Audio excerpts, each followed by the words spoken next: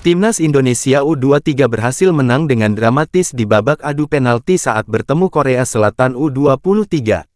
Anak asuh Shin Tae-yong itu menang dengan skor 11-10 dan memastikan diri lolos ke babak semifinal, kendati ada sedikit keanehan di babak adu penalti tersebut.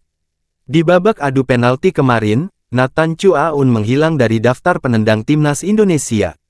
Nathan sendiri pada saat itu masih berstatus sebagai pemain aktif di lapangan.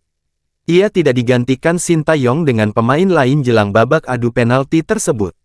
Namun, Nathan tidak mengambil satupun penalti di babak tersebut. Bahkan Ramadan Sananta dan Pratama Arhan sampai 2 kali mengambil penalti di laga ini. Menghilangnya Nathan dari daftar penendang penalti Timnas Indonesia U23 dini hari tadi ada hubungannya dengan aturan IFAB.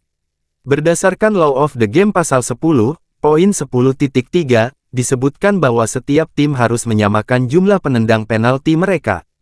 Sementara kita tahu, Timnas Korea Selatan harus bermain dengan 10 pemain karena salah satu penggawa mereka terkena kartu merah di babak kedua. Alhasil Korea Selatan hanya punya 10 eksekutor penalti di babak adu penalti. Berdasarkan Law of the Game tersebut, Timnas Indonesia yang punya 11 eksekutor harus menyamakan jumlah eksekutor mereka menjadi 10 eksekutor saja. Banyak yang bertanya-tanya mengapa Nathan Chua-un yang dipilih Shin Tae-yong untuk tidak mengambil penalti ketimbang rekan-rekan lainnya.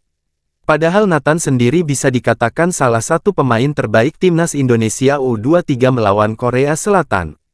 Gelandang Hirenvin itu juga punya pengalaman dalam babak adu penalti.